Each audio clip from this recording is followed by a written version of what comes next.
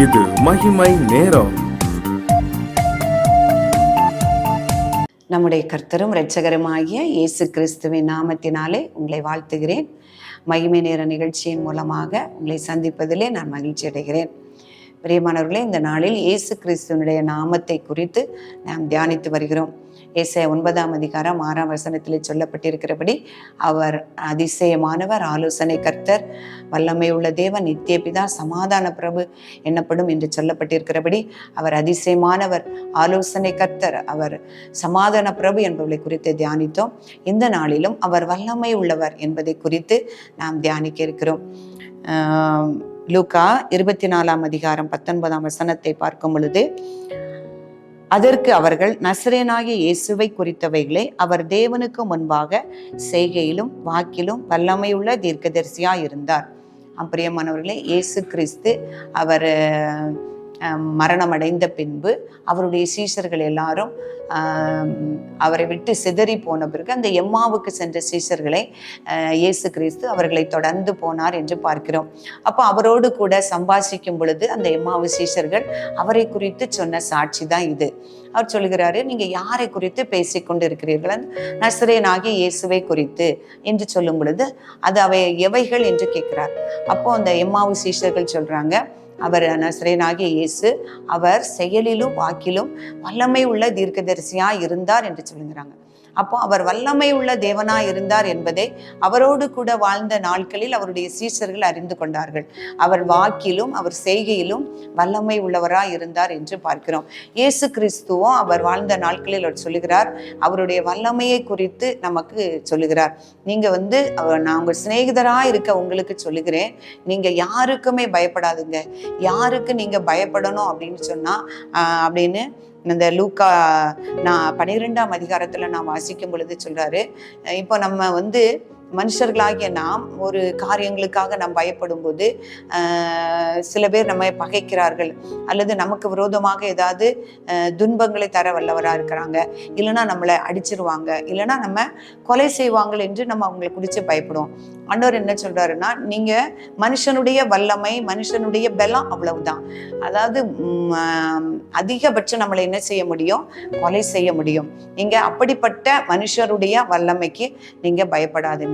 ஆண்டவர் உங்களுடைய சரீரங்களை கொல்ல வல்லவருக்கு பயப்படாதுங்க. ஆண்டவர் எப்படிப்பட்டவர் அப்படின்னா, நம்முடைய ஆத்துமாவை நித்திய ஜீவனுக்கு நேராக நடத்தவர் வல்லவர், நம்முடைய ஆத்துமாவை நரகத்திற்கு தள்ளவும் அவர் வல்லவர். அதான் ஆண்டவர் சொல்றாரு, சரீரத்தை கொல்ல வல்லவனுக்கு, சரீரத்தை மட்டும் கொலை செய்து அதற்கு பின்பாக ஒன்றும் செய்ய வல்லமை உள்ளவனுக்கு நீங்க பயப்படாதிருங்க. அதுக்கு மேல அவனால எதுவுமே செய்ய முடியாது. ஆனா சரீரத்தை நரகத்திலே தள்ள வல்லவருக்கே பயப்படுங்கள் என்று சொல்கிறான். பிரியமானவர்களே, அவர் வல்லமை உள்ள தேவன், நமக்கு நித்திய ஜீவனே தர அவர் வல்லமை உள்ளவராக இருக்கிறார். அவரால் செய்யக்கூடாத காரியங்கள் ஒன்றும் இல்லை என்பதை பார்க்க முடியும். அவர் வாக்கிலே வல்லமை உள்ளவர், அவர் செய்கையிலும் வல்லமை உள்ளவர். அவர் வாழ்ந்த நாட்களிலே அவருடைய ஒவ்வொரு சொல்லும் வல்லமை உள்ளதாக காணப்பட்டது என்று பார்க்கிறோம். அவர் சோதிக்கப்படுகிற நாட்களிலே நாம் பார்க்கும் பொழுது அந்த பிசாசானவனை அவர் கடிந்து கொள்கிறார்.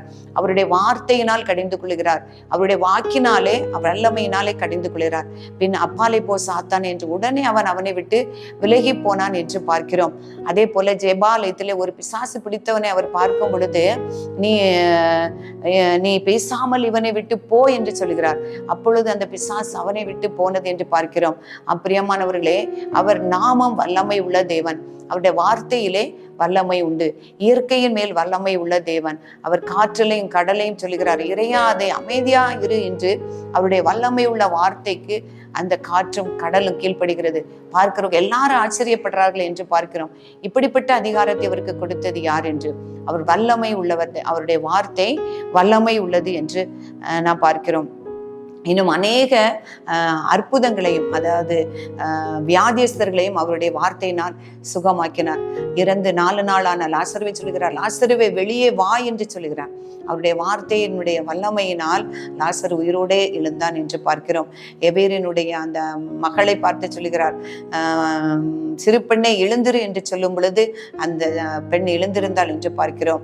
பிரியமானவர்களே, அந்த பிசாசுகளின் மேல் அவருடைய வல்லமை, அவருடைய வாக்கினால் வல்லமை வல்லமை, அந்த இயற்கையின் மேல் அவர் வல்லமை உள்ளவராய் இருந்தார் என்று பார்க்கிறோம்.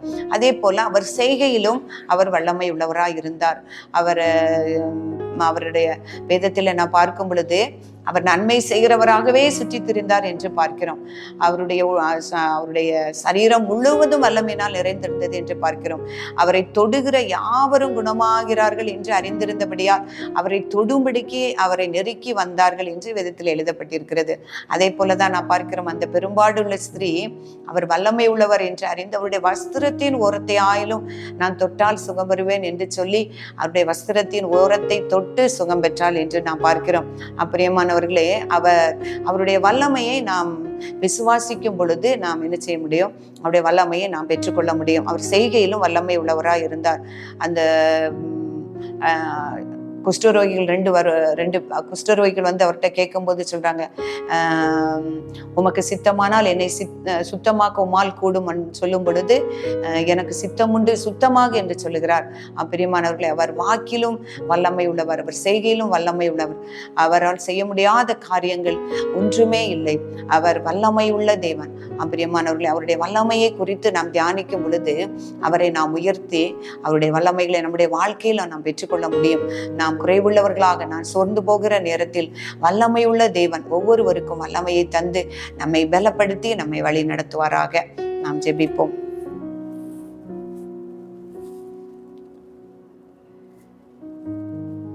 கிருபையும் இரக்கமும் நிறைந்த எங்கள் அன்புள்ள ஆண்டவரே, உம்மை துதிக்கிறோம் அப்பா, உம்மை ஸ்தோத்திரிக்கிறோம்.